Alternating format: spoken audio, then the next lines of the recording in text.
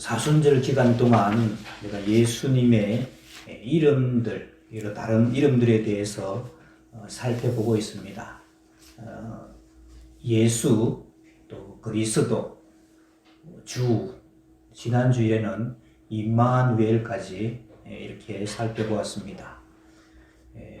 지난주에 있었던 나눴던 말씀들을 다시 한 번 더 상고해 보면, 임마누엘 하나님은 위기 시대에 위로와 소망을 주시는 분이셨다. 그리고 두 번째는 임마누엘 하나님은 우리의 고통을 경험으로 이해하시는 분이셨다. 그리고 임마누엘 하나님은 우리의 짐을 함께 져주시는 분이셨다. 하는 것을 함께 나누었습니다. 오늘은 지난 시간에 이어서 임마누엘 두 번째 시간을 가지려고 합니다. 지난주에서 이어서 하면 네 번째가 되겠고, 오늘로 하자면 첫 번째, 임마누엘 하나님은 환난 가운데서 우리를 지켜주시는 분이십니다. 다니엘서 우리가 읽진 않았는데 3장에 보면 느부갓네살 왕의 신상에다가 절하지 않는다고 해서 풀무불 속으로 던져지는 다니엘의 세 친구 이야기가 나옵니다. 당시 그 근처에는 유전이 흐르고 있었다고 합니다. 지금도 보면 그 가스 같은 게 나와가지고 땅속에서 계속해서 1년 내도록 불타고 있는 그런 곳이 있죠. 그래서 그걸 지옥의 불이다 이렇게 하고 있는데, 그 당시에도 그런 곳이 있었다고 하는 것 같습니다. 이 세 친구를 잡아서 던진 이 풀무불은 아마도 바로 석유가 가득한 구덩이로, 그 당시 사람들은 영원히 꺼지지 않는 불이라면서 신비하게 다루었다고 합니다. 그러니 석유가 흐르는 그 불구덩이 불이 얼마나 강렬했을지는 짐작해 볼 수가 있습니다. 그런 불구덩이에서 다니엘의 세 친구 사드락과 메삭과 아벳느고가 살아날 수 있는 확률은 거의 제로죠. 없습니다. 사드락과 메삭과 아벳느고는 그야말로 그 순간에 완전히 죽은 것입니다. 그리고 그것을 지켜보던 많은 사람들도 다 그렇게 생각했을 것입니다. 그런데 믿을 수 없는 일이 일어났습니다. 오늘 우리가 나눠드린 주보 간지 보시면 다니엘서 3장 24절, 25절 말씀 한 절씩 교독해 보겠습니다. 그때 느부갓네살 왕이 놀라 급히 일어나서 모사들에게 물어 이르되, 우리가 결박하여 불 가운데에 던진 자는 세 사람이 아니었느냐 하니, 그들이 왕에게 대답하여 이르되, 왕이여 옳소이다 하더라. 왕이 또 말하여 이르되, 내가 보니 결박되지 아니한 네 사람이 불 가운데로 다니는데 사람도 아니었고 그들의 양심을 시들어할 것 같다. 네, 왕이 소스라치게 놀라 왕의 채통을 잊은 채 자리에서 급히 일어나 소리 지르는데, 그것은 도저히 믿을 수 없는 상황이 전개되는 것을 봤기 때문입니다. 먼저 불 속에 떨어지는 즉시 가루도 남지 않고 다 타고 녹아버렸어야 할 세 사람이 멀쩡히 살아 있었다는 사실, 그것도 간간히 살아있는 것이 아니라 그 뜨거운 불 속을 자기 집 안방 거닐듯이 거닐고 있었다는 것입니다. 그뿐 아니라 25절에 보면 분명히 온 몸을 결박해서 던졌는데 불 가운데 있는 그들은 결박에 다 풀려 있었습니다. 이로 보건대 세상의 권세는 우리를 묶어두지만 꼼짝 못하게 하지만, 하나님은 하나님의 자녀를 자유케 하시는 것이죠. 그 어떤 사술이나 권세가 우리를 결박하지 못합니다. 우리 믿음의 사람들을 결박하지 못하는 것이죠. 세 사람이 불 속에서 멀쩡히 살아있다는 사실보다도 더 왕을 놀라게 한 것은 바로 분명히 세 사람을 던졌는데 그들과 함께 한 사람이 한 명 더 있었다는 사실입니다. 그 모습은 평범한 사람의 모습이 아니었습니다. 느부갓네살 왕은 그 넷째 사람의 모습을 신들의 아들과 같다, 그렇게 표현하죠. 그가 아마도 표현할 수 있는 최고의 찬사였을 것입니다. 그러니까 이 느부갓네살 왕은 그 당시에 제국이라고 불려지죠. 바벨론, 신바벨로니아인데 제국이라고 불리는 그 왕이니까 얼마나 수많은 왕들을 무력 끌려온 사람이겠습니까? 근데 그 지상에 어떤 그 위대한 인물도 감히 따라갈 수 없는 위대하고 아름다운 어떤 분이 거기에 계셨습니다. 그러니까 그를 신들의 아들과 같다 그렇게 표현했겠죠. 천하의 잔혹한 군주 느부갓네살을 압도할 만큼 크고 영광스러운 위엄이 그분에게서 흘러나왔다는 것입니다. 이 네 번째 사람은 바로 우리와 함께 하시는 임마누엘 예수 그리스도이십니다. 예수님 그때 태어나지도 않았는데 예수님인가 어떻게 하느냐. 이런 구약에도 보면 예수님이 영광스러운 모습으로 나타나시는 그런 장면들이 몇 군데 있습니다. 대표적인 경우가 오늘 다니엘 3장에 나타나고 있죠. 그러니까 하나님의 사자라고 하는데 천사급은 아닌 하나님의 사자가 나와요.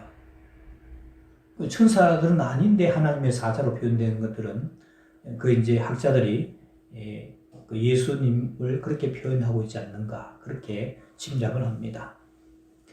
하나님은 이 다니엘의 세 친구가 풀무불에 던져지는 것을 막지는 않으셨습니다. 그러나 임마누엘 주님은 그들과 함께 풀무불 속에 들어가셔서 그들을 지켜주셨습니다. 이사야서 3장 2절 말씀 우리 같이 한번 읽어볼까요? 이사야서 3장 2절 말씀 시작. 내가 불 가운데로 지날 때에 내가 너와 함께 할 것이라. 강을 건널 때에 불이 너를 침몰하지 못할 것이며 내가 불 가운데로 지날 때에 타지도 아니할 것이요 불꽃이 너를 사르지도 못하리니. 하나님께서는 우리 앞에 불을 치워주시지는 않으시고 그 불 가운데 지나가게 하십니다. 그러나 그 불 속을 함께 가주심으로 우리를 불꽃에 타지 않게 하십니다. 하나님께서는 우리 앞에 물을 치워주시지는 않습니다. 그러나 그 물 속에서 함께 들어가 주심으로 물이 우리를 침몰시키지 못하게 하시는 겁니다. 우리가 힘든 고난을 지나게 될 때 도대체 왜 주님은 이 고난을 막아주시지 않느냐고 부르짖습니다. 그러나 임마누엘 주님은 우리가 그 고난 속에서 살아남고 승리할 수 있도록 함께 해주시는 겁니다. 우리 홍찬현 지사는 오늘 기도할 때 우리와 함께 해주시고라는 말을 여러 번 한 것 같아요. 그래서 고난을 치워주지 않으시는 그 하나님을 원망하지 말고 그 고난 가운데 함께 해주시는 그 임마누엘 하나님의 임재를 찾아보십시오. 그러면 그 고난도 쉽게 이겨낼 수 있고 더 큰 은혜가 임하게 될 줄로 믿습니다. 그리고 두 번째, 임마누엘 하나님은 우리를 거룩하게 하시는 분이십니다. 신구약 성경에 거룩이라는 그런 단어를 한번 찾아보면 무려 460번이나 나옵니다. 대부분 하나님의 거룩함과 함께 또 하나님께서 우리에게 주신 명령으로의 거룩입니다. 그 대표적인 말씀이 레위기 19장 2절 말씀입니다. 레위기 19장 2절 말씀 우리 같이 볼까요? 시작. 너희는 거룩하라. 이는 나 여호와 너희 하나님이 거룩함이니라. 거룩하신 하나님이 나와 동행하시는 하나님이시라면, 그 거룩하신 하나님이 나와 함께 하시는 하나님이라면 우리는 거룩하지 않게 살기가 힘듭니다. 죄에서 자유롭게 되는 가장 확실한 길은 항상 임마누엘 하나님을 의식하고 그분과 동행하는 것입니다. 음란물 중독에서 해방되는 길도 그것과 똑같습니다. 음란물을 보다가도 나와 함께 하시는 하나님을 의식하면 정신이 번쩍 날 겁니다. 내 옆에 하나님이 계신다고 생각하면 하나님과 함께 볼 게 아니라면 볼 수가 없겠죠. 어린아이가 길에서 동네 불량배 형들과 마주쳤을 때 힘센 아버지가 함께 한다면 너무나 든든하고 평안할 것입니다. 그러나 어린아이가 몰래 불량식품을 사 먹고 나쁜 동영상을 보려고 하는데 아버지가 옆에 있다면 정말 큰 부담이 될 것입니다. 마찬가지로 우리 인생이 힘들고 어려울 때 임마누엘 하나님의 존재는 그야말로 복음입니다. 그러나 우리가 몰래 죄의 유혹을 즐기고 싶을 때 나와 항상 함께 하신다는 그 임마누엘 하나님의 존재는 엄청난 부담입니다. 그러니 임마누엘의 존재는 우리가 하나님께 순종할 때와 불순종할 때에 전혀 다른 압박으로 다가옵니다. 시편 139편 9절 10절 말씀 우리 한 절씩 교독할까요? 내가 새벽 날개를 치며 바다 끝에 가서 거주할지라도 거기서도 주의 손이 나를 인도하시며 주의 오른손이 나를 붙드시리이다. 임마누엘의 하나님은 모든 곳에 계시기 때문에 우리가 어디를 가든 함께 하십니다. 이것이 우리가 말씀대로 순종하며 살 때는 그야말로 큰 축복, 큰 복입니다. 하지만 불순종의 삶을 살 때는 너무나 무서운 말씀입니다. 구약의 요나 선지자가 이 사실을 몸으로 완전히 체험하죠. 요나는 니느웨로 가라는 하나님의 말씀을 거역하고 그 하나님을 피해서 다시스로 오늘날의 스페인 쪽으로 도망을 갔습니다.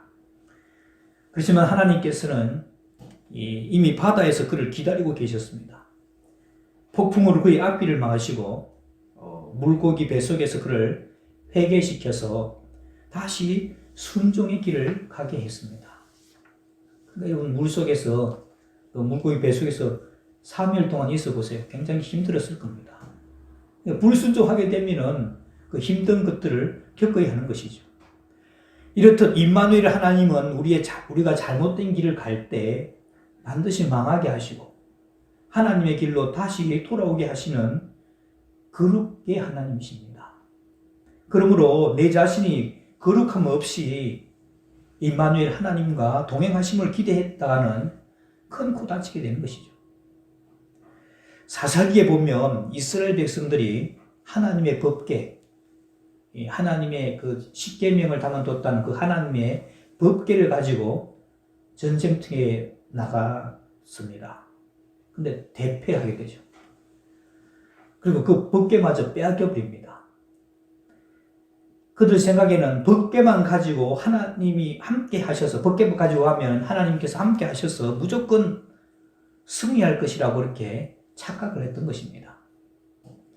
그러나 삶에서 죄를 버리지 않고 우상 숭배를 밥 먹듯이 하면서 법궤만 가져간다고 어떻게 하나님이 우리와 함께 해주실 것을 기대할 수가 있겠습니까? 하나님은 우리가 만홀히 이길 수 있는 분이 아닙니다. 임마누엘 하나님은 우리가 부적처럼 마음대로 사용할 수 있는 그런 분이 아닙니다. 여러분 강시 같은 거 부적 붙여놓으면 꼼짝 못하고 그러죠. 근데 우리 하나님은 그런 분이 아니시라는 겁니다. 그분은 자신의 거룩을 타협하지 않으십니다. 하나님의 백성이라 할지라도 거룩을 버린다면 하나님의 동행하심의 복을 누릴 수가 없습니다. 그래서 임마누엘의 은혜를 누리기 위해서는 반드시 우리가 그분을 닮아서 거룩해야 하는 것이죠. 그리고 마지막 세 번째, 임마누엘의 하나님은 두려움을 이기고 승리할 수 있게 이끄시는 분입니다. 오늘 우리가 읽은 본문의 말씀입니다. 위대했던 지도자 모세의 뒤를 이어 백성을 이끌고 약속의 땅으로 들어가야 했던 여호수아는 정말 두렵고 떨었습니다. 맡겨진 사명은 너무나 컸고 또 상대할 적은 너무나 강했습니다. 미래는 너무나도 불투명했습니다. 무엇보다도 이 여호수아의 어깨를 짓눌렀던 것은 위대했던 전임자 모세의 빈자리였습니다. 그런 여호수아에게 찾아오신 하나님은 임마누엘의 약속을 해 주셨습니다. 오늘 우리가 읽은 말씀 중에 여호수아서 1장 5절 말씀 우리 같이 읽어볼까요? 시작. 내 평생에 너를 능히 대적할 자가 없으리니 내가 모세와 함께 있었던 것 같이 너와 함께 있을 것임이니라. 내가 너를 떠나지 아니하며 버리지 아니하리니.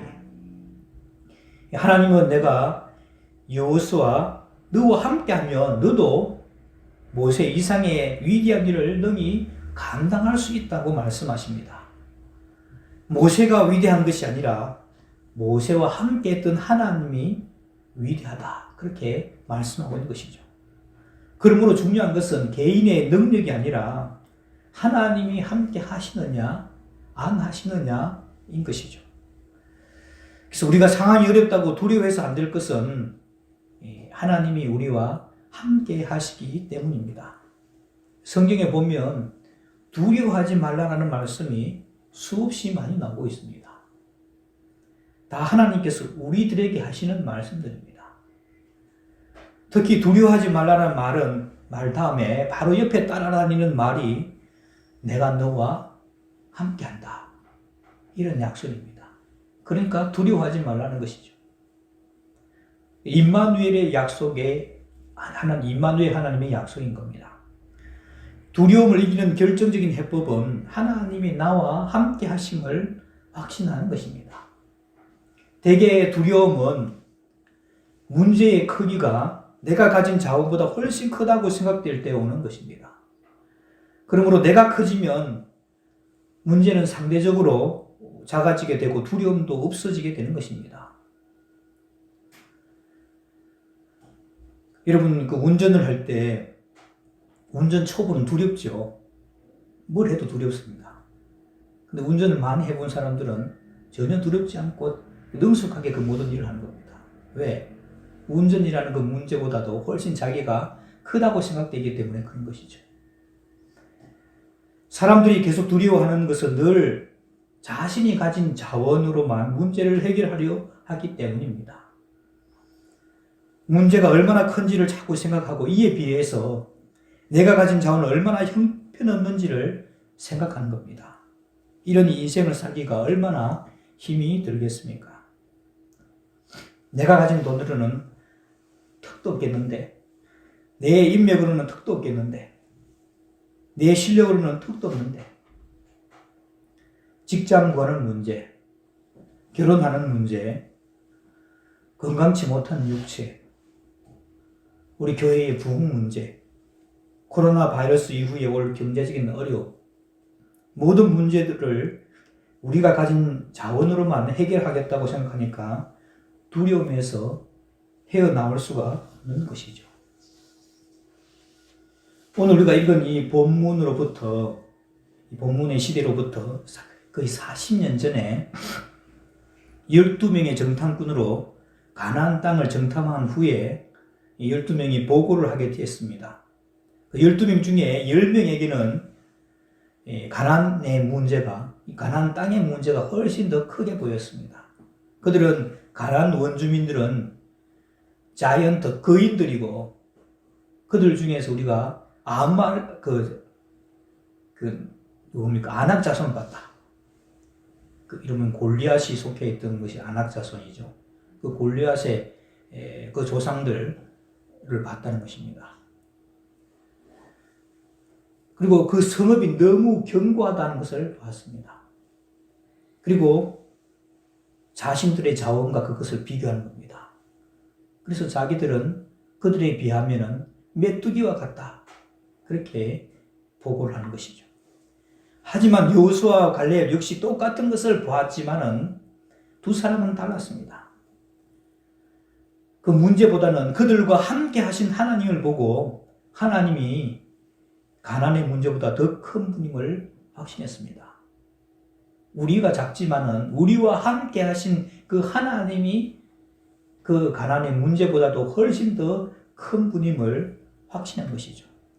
우리 민수기 14장에 있는 말씀 우리 같이 한 절씩 교독해 보겠습니다. 민수기 14장 4절에서 10절 말씀. 이에 서로 말하되 우리가 한 지휘관을 세우고 애굽으로 돌아가자 하매 모세와 아론이 이스라엘 자손의 온 회중 앞에서 그 땅을 정탐한 자 중 눈의 아들 여호수아와 여분의 아들 갈렙이 자기들의 옷을 찢고 이스라엘 자손의 온 회중에게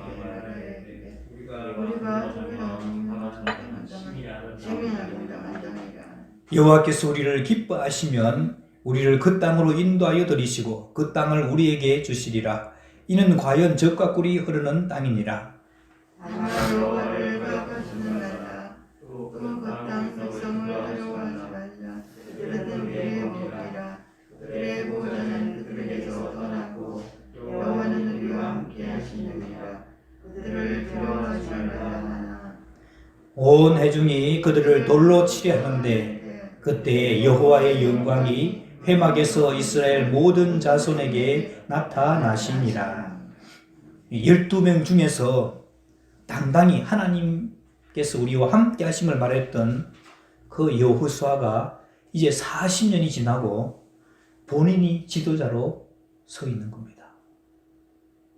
그들은 우리의 먹이라. 옛날 성경에는 그들은 우리의 밥입니다. 하나님 우리와 함께 하시면 능히 정복할 수 있다고 말했던 그 여호수아가 말이 아니라 이제는 행동으로 결단으로 증명해야 할 순간에는 쉽지 않았을 것입니다. 여러분, 말로는 다 누구나 다 할 수 있죠. 말로는 믿음의 말들을 쉽게 말할 수 있습니다.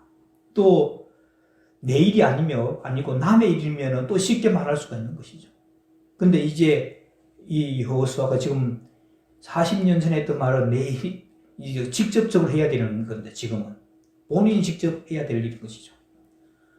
그래서 본인이 직접 해야 되고 또 행동으로 해야 될 때 우리는 머뭇거리게 되고 두려움이 있을 것입니다. 그래서 하나님은 두려워하는 여호수아에게 찾아오셔서 내가 모세와 함께 했던 것 같이 너와 함께 하겠다고 용기를 주십니다. 우리와 함께 하신 하나님은 그 어떤 문제보다도 크신 하나님이십니다. 문제에 압도되지 말고 너와 함께 하시는 하나님을 믿으라고 그렇게 말씀하신 겁니다. 이제 말씀을 정리합니다. 우리가 믿는 임마누엘의 하나님은 환난 가운데서 함께 하시고 지켜주시는 분이십니다. 또 임마누엘의 하나님은 그분의 거룩함처럼 우리를 거룩하게 하시는 분이십니다. 임마누엘의 하나님은 문제와 두려움을 이기고 승리하게 하시는 분이십니다. 그 임마누엘의 하나님을 의지하며 믿음으로 승리하시는 저와 여러분들의 삶이 되시기를 주님의 이름으로 축원합니다. 기도하겠습니다. 우리와 함께 하시는 임마누엘의 하나님 아버지, 우리가 주님을 임마누엘이라고 고백할 때 항상 우리 곁에 계시며 우리와 동행하시는 주님, 우리를 버리지도 아니하시고 또 떠나지도 아니하신다는 신실한 주님의 약속의 말씀을 믿습니다. 우리의 모든 고통을 이해하시며 우리의 모든 짐을 져주시고 환난 가운데서도 함께함으로 지켜주시고 우리를 거룩하게 하시며 승리하게 하시는 주님을 사랑합니다. 그 주님과 일평생 동행하며 살게 하여 주옵소서. 예수님의 이름으로 기도하옵나이다. 아멘.